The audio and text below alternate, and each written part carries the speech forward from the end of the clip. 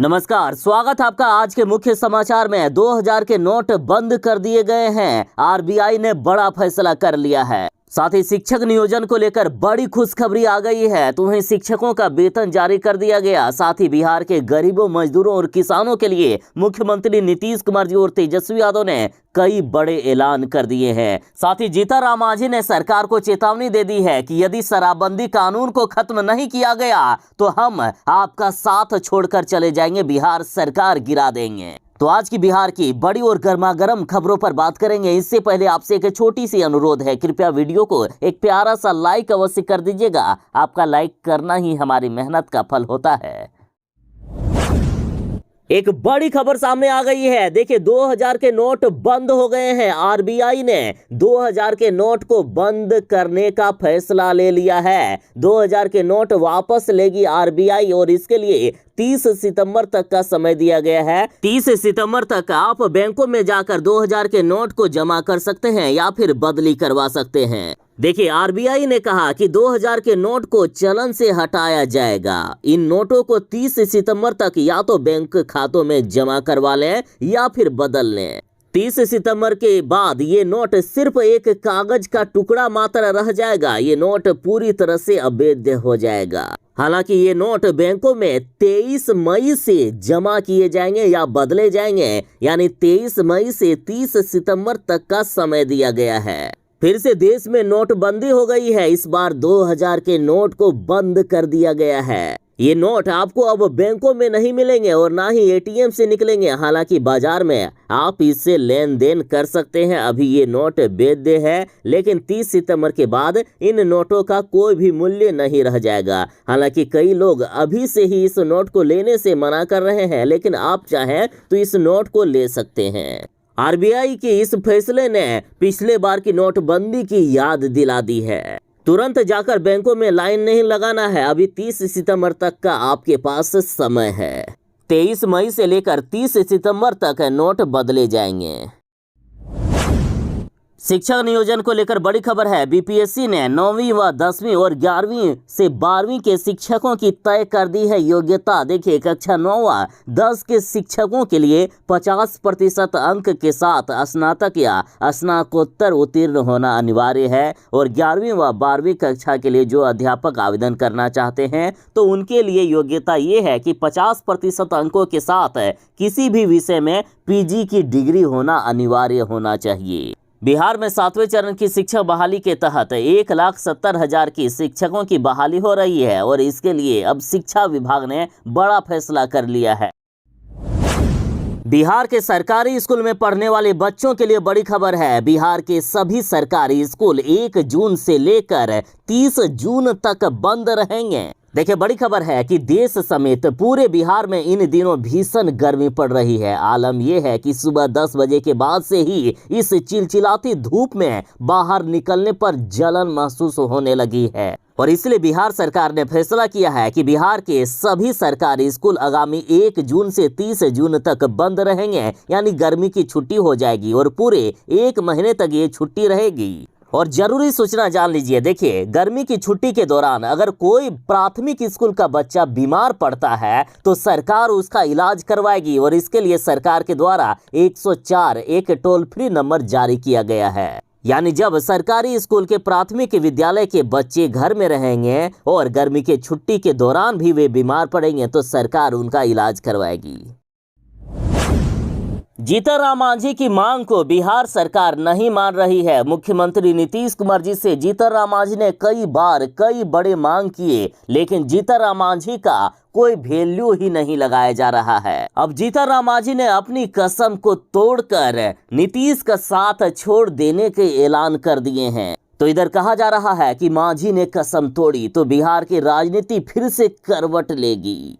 जीतन राम मांझी ने कहा है कि भले ही हमने नीतीश कुमार के संग रहने की कसम खाए हैं, लेकिन राजनीति में कसम नहीं होती, कसम का कोई वैल्यू नहीं होता। जीतन राम मांझी ने कहा है कि गरीबों के साथ अन्याय होता हम नहीं देख सकते हैं। हम बराबर शराबबंदी में समीक्षा की बात करते हैं, लेकिन मुख्यमंत्री जी मान नहीं रहे हैं। शराबबंदी के नाम पर सिर्फ गरीबों को फंसाया जा रहा है, जो हम बर्दाश्त नहीं कर सकते। साथ ही जो बिहार में शिक्षक बहाली की जा रही है, तो जो ये नए नियमावली के तहत बहाली का फैसला लिया गया, तो इसमें हमारी राय तक नहीं ली गई। सरकार का ये फैसला पूरी तरह से गलत है। जो शिक्षक बीएड, एसटीईटी, टीईटी, एमएड पास अभ्यर्थी हैं, उनको बिना परीक्षा के ही सरकारी शिक्षक बना दिया जाए। साथ ही जीतनराम मांझी ने मांग की है कि बिहार के सभी प्राइवेट स्कूलों को सरकारीकृत कर दिया जाए, जिससे वहां गरीब बच्चे पढ़ सके।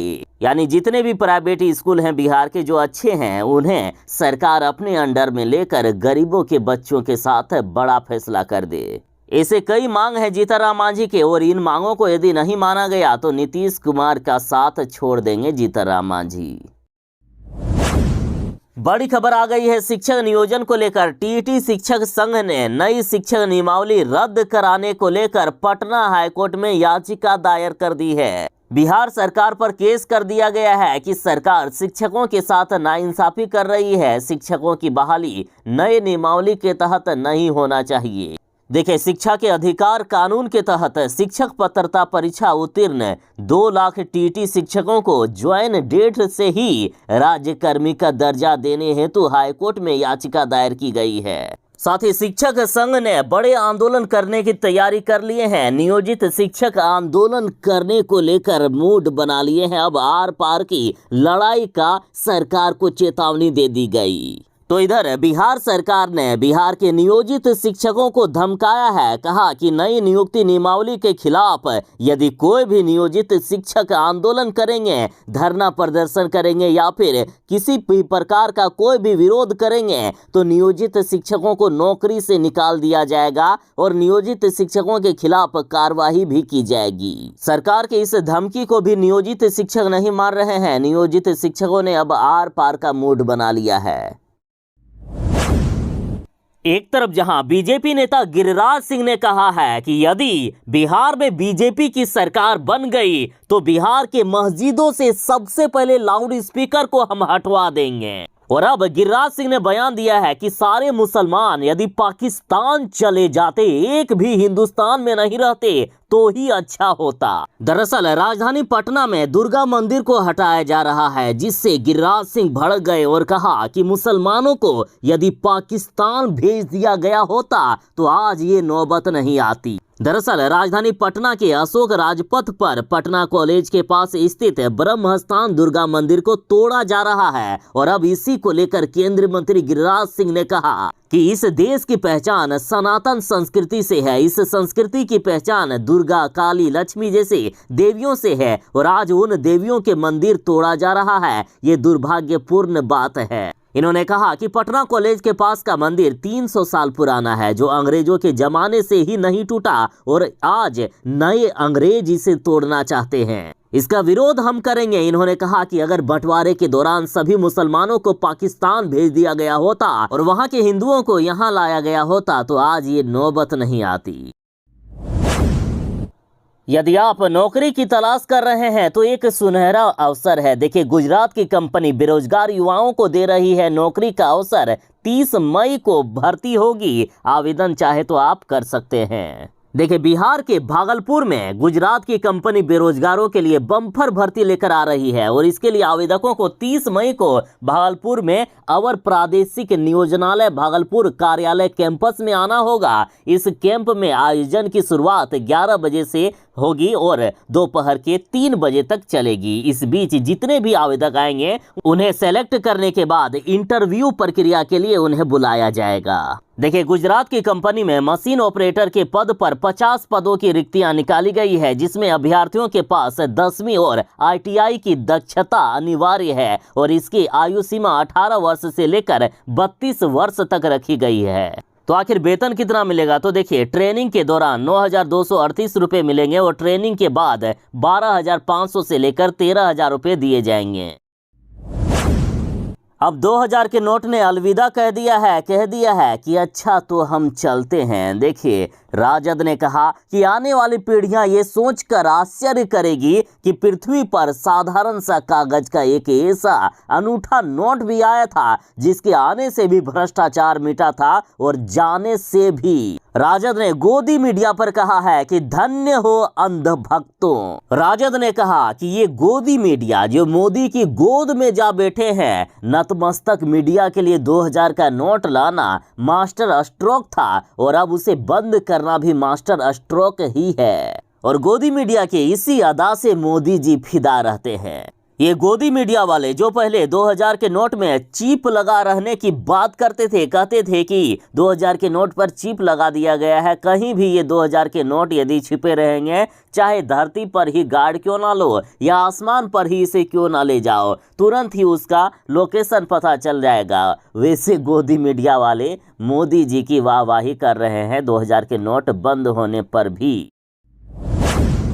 बिहार के नियोजित शिक्षकों के लिए बड़ी खबर है। नियोजित शिक्षकों के लिए वेतन जारी कर दिया गया है। देखिए, समग्र शिक्षा अभियान के तहत सेवा दे रहे शिक्षकों का वेतन जारी कर दिया गया। खबर है कि नगर निकाय संस्थान अंतर्गत कार्यरत शिक्षकों एवं उत्क्रमित मध्य विद्यालय में जिला संवर्ग के स्नातक प्रशिक्षित वेतनमान के शिक्षकों एवं प्रधानाध्यापक के पद पर कुल 2,74,681 शिक्षकों के लिए खुशखबरी है। शिक्षा विभाग ने वित्त वर्ष 2023-24 के लिए इनका वेतन जारी कर दिया। केंद्र सरकार की राशि कम उपलब्ध होने के कारण राज्य स्कीम मद में सहायक अनुदान के रूप में 35 अरब 51 करोड़ 5 लाख रुपए की स्वीकृति दी गई है, जिसमें से 15 अरब 6 करोड़ 68 लाख 88 हजार 545 रुपए जारी किए गए। इन सभी शिक्षकों को वर्तमान वित्तीय वर्ष के माह अप्रैल 2023 के शेष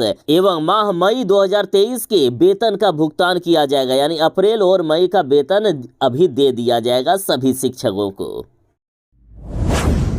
बिहार के खास करके महागठबंधन में जितने भी नेता हैं, जितने भी विधायक हैं, सांसद हैं, मंत्री हैं, वे 1 मिनट के लिए भी यदि गाड़ी ड्राइव करते हैं तो बिना सीट बेल्ट लगाए ड्राइव नहीं करते हैं, या यदि ड्राइवर के बगल वाले सीट में बैठते हैं तो सारे के सारे नेता सीट बेल्ट जरूर लगाते हैं। वे जिंदगी में कभी भी नहीं भूलते हैं। और यदि ऐसा कहा जाए तो आपको शायद ये एक जोक जैसा लगेगा।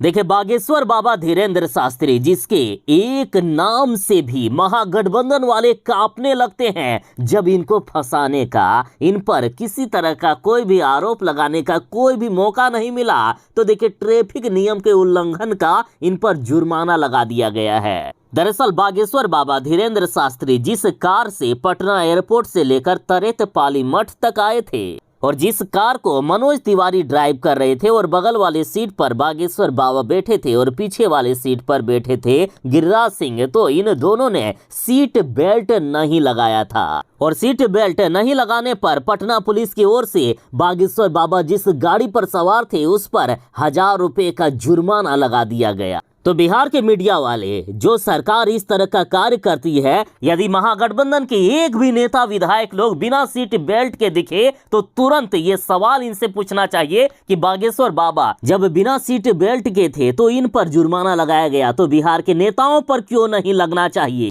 क्या बिहार के नेता लोग अमर हैं कि जब उन पर कोई एक्सीडेंट होगा, जब उनकी गाड़ी को कोई ठोक देगा तो वे मरेंगे नहीं? हाँ, कानून कानून होता है। बागेश्वर बाबा जी को और मनोज तिवारी जी को जरूर सीट बेल्ट लगाना चाहिए, लेकिन बिहार के नेताओं को भी लगाना चाहिए। बीजेपी ने कहा है कि डर से बागेश्वर बाबा पर नीतीश सरकार करवा रही है झूठा मुकदमा। देखिए, बीजेपी ने कहा कि बागेश्वर बाबा के नाम से ही अब ये राजद वाले, महागठबंधन वाले कांपने लगे हैं। बिहार में जिस तरह से जन सैलाब देखा गया, उससे विरोधियों के अब हालात खराब हो गए हैं। साथ ही बीजेपी नेता ने कहा कि 2027 तक देश पूरी तरह से हिंदू राष्ट्र भी बन जाएगा।